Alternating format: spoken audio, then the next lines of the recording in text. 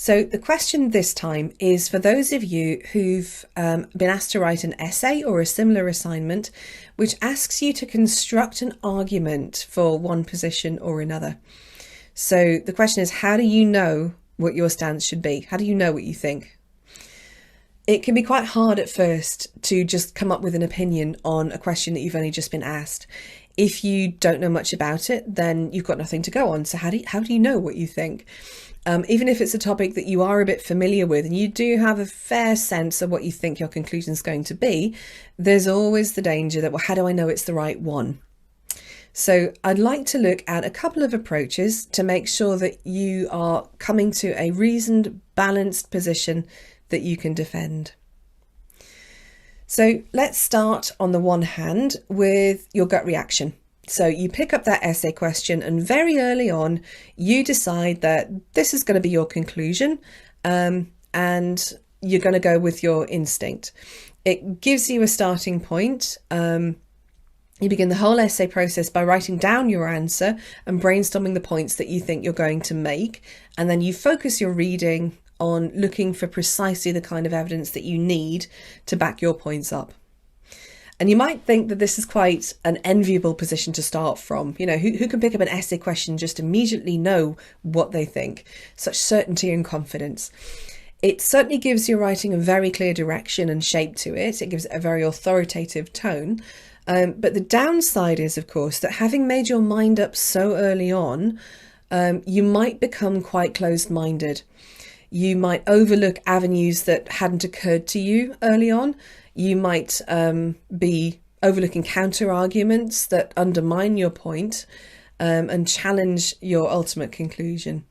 So though your reading is really focused and targeted, and it feels very efficient, of course, you might become very fixated on finding just the right piece of evidence that you're looking for, and it might not be out there. And in the meantime, you're overlooking other equally valuable evidence and viewpoints which might have taken you in a slightly different direction. Your overall argument might start to become quite one-sided, as you've not really explored any alternatives, and it leaves your reader feeling that maybe you haven't given this as thorough a treatment as you could have done because you've missed things. The other extreme position that you could start from is to pick that essay question up and think, I don't know what I think, and then you turn immediately to other scholars to tell you what kind of answers you should argue for. Well, I don't know what I think, let's see what other people think. You know there are multiple viewpoints possible out there and you want to sort of read them all and balance them, so you dive into the literature to see what other people have said before you make your mind up. So you start off by making a very thorough review of what's been written before and only arrive at your own conclusion once you've read it all and you've weighed it all up. Again, sounds like a very sensible way to start off a new topic. It's very balanced, it's very open-minded, it's very thorough, and you'll certainly be very well informed by the end of it. It means that you're very aware of all the alternative viewpoints that are possible, that you consider each argument carefully, and you get a sense of all the different possible perspectives that are out there. So there's no hasty decisions here. The downside, of course, is that that takes quite a lot of time. So you might spend so long reading and getting so lost in the reading that the writing starts to become quite underdeveloped. And also you start to lose your own sense of what you think. It starts to get a bit drowned out and overwhelmed in all of the possible other viewpoints that there might be.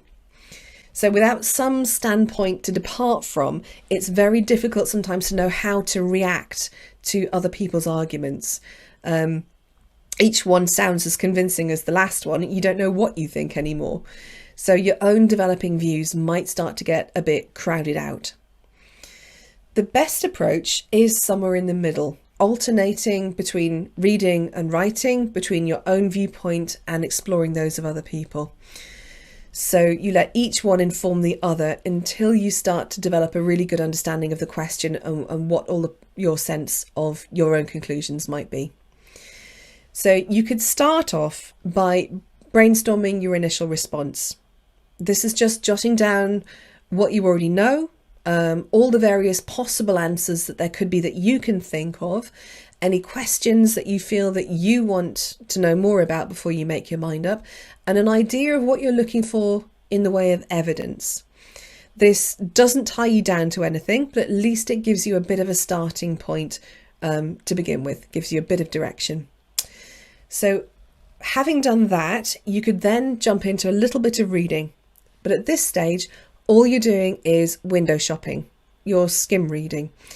What you're doing is you're looking around for what positions there could be on this debate, who the main figures are, what the main schools of thought are, who's argued what, and what kind of studies have already been done on this. So you know what you're working with. You're getting a feel for the lie of the land.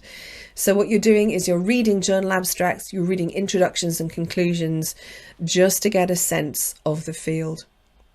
So after you've done that, you go back to your writing. You might find that your own views are starting to crystallize a bit, having seen what's already out there, or at least they're narrowing down a little bit. You have a clearer sense of what you're dealing with and what the critical questions are that each of those authors are going to have to satisfy you on before you make your own mind up. But you're starting to get a sense of which way you're going to fall. So stepping away from your initial skim reading, you can start to consolidate what you've read and understood. You start to jot down the points that you found most convincing and the points that you think you might pursue in your own writing. You then might go back to the reading, having got a clearer sense of what points you think you're going to make. Let's go back to other authors, and you're then looking for specific evidence and specific arguments. This is a much closer and more critical reading, so you're evaluating the different arguments very carefully. Be very targeted and very focused. You might need to prioritise or narrow down the range of literature that you're looking at. You might be aware that there are many, many, many more arguments and avenues than you've got the word count to cover, so you start to narrow it down a little bit and prioritise. So you're still keeping an eye out for literature that broadens or challenges your emerging viewpoint to make sure that you're keeping an open mind and you're critiquing your own arguments, but you're starting to focus your reading around your emerging sense of what you want to say. By this point, you've got a better sense of what your conclusion is going to be and the evidence that you can use. So you start to assemble this into a bit more of a concrete plan. It might be a good idea at this point to write down what your overall answer to the question is going to be, to make sure that it's clear and everything relates to it and it's giving you a sense of direction. And that also starts to commit you and tie you down a little bit to the direction that your essay is going to take. You're starting to really commit to a focus.